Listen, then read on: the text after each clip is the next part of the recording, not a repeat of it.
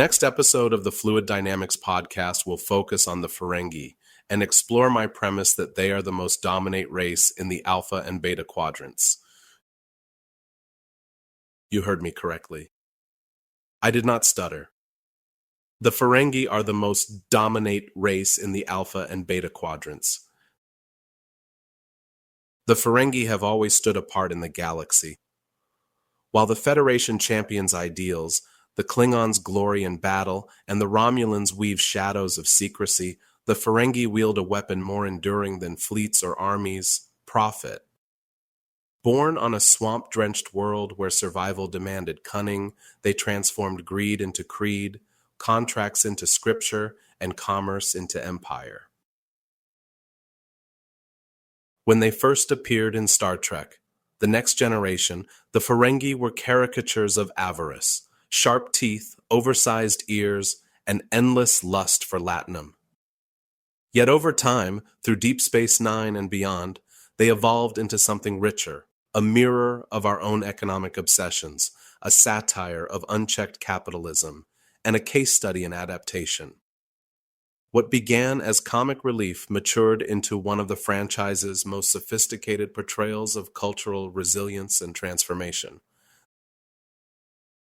This episode takes the Ferengi seriously, not as villains or buffoons, but as one of the most powerful forces in the Alpha and Beta Quadrants. Here, their biology, culture, economy, and politics are examined with the same rigor we might apply to the Federation or the Romulan Star Empire. I explore Ferenginar's rain-soaked ecology, the physiological traits that made the Ferengi impervious to telepaths, the sacred rules of acquisition as both scripture and strategy, and the subtle intelligence networks hidden in the machinery of commerce. More than that, I consider how Ferengi expansion operates symbiotically, threading through other empires like a living mycelial web, sometimes mutualistic, sometimes parasitic, always profitable. From Grand Nagus Zek's memos to Section 31's threat assessments, from Klingon fire to Romulan roots, every galactic power is forced to reckon with Ferengi influence. In the end, the Ferengi remind us of an unsettling truth. Borders can be defended, fleets can be destroyed, but the quiet inevitability of commerce seeps through every crack. To understand the Ferengi is to understand not only a species, but the circulatory system of the galaxy itself. Join me and explore this theory.